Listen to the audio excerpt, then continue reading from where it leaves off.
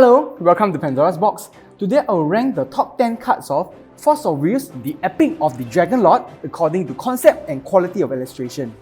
This set is really weird in that there are a handful of cards that are really beautiful, but the majority of the other cards seem to be drawn by cheap artists on Fiverr.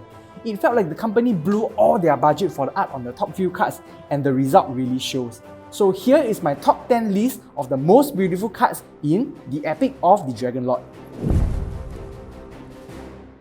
At number 10, I have Ground Splitter Rabbit by Kelvin T and Fushikaden KK. There are two pieces of art on this card and they are created by two different artists. Both pieces of art are beautiful, but I want to bring attention to the dynamic sprinting rabbit unicorn.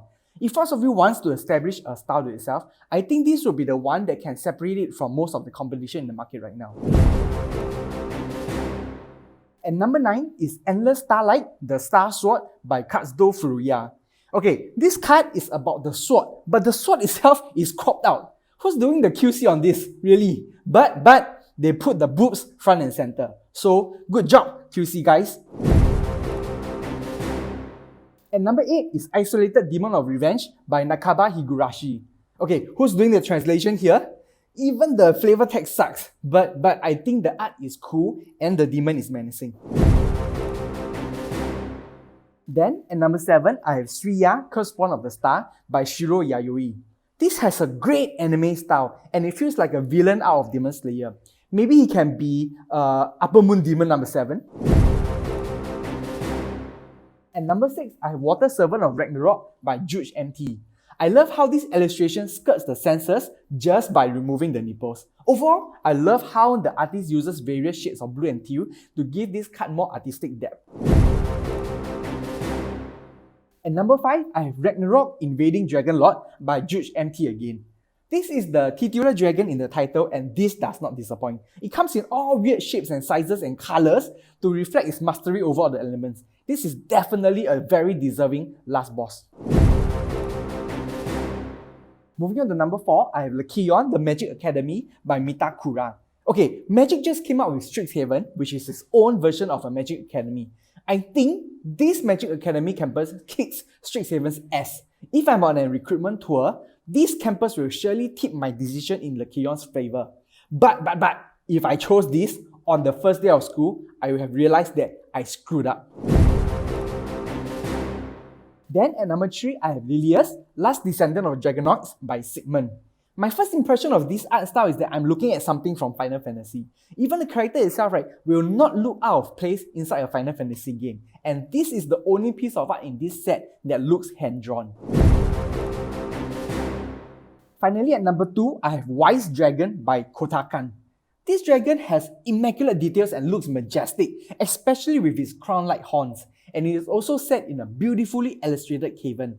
Unfortunately, its name and flavor text does not do justice to the artwork.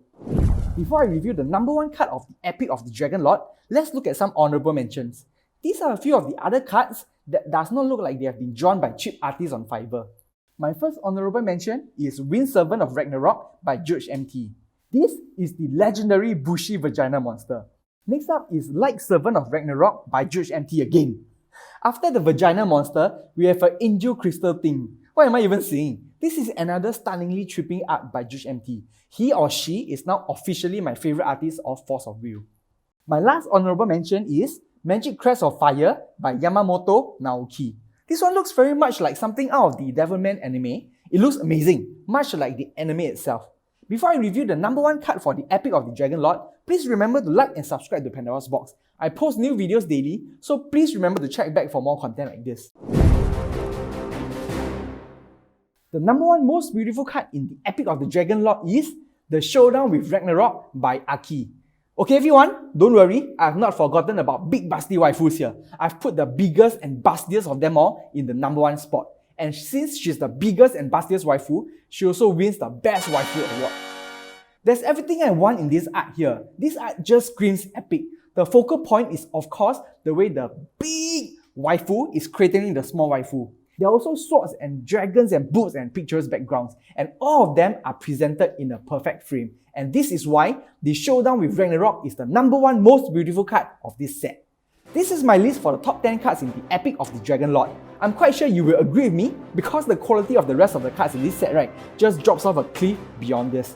If you like what you see, please visit my channel for more box openings, set reviews, top 10s, and content curated for nerds in general. I'll see you in the next video. Bye bye!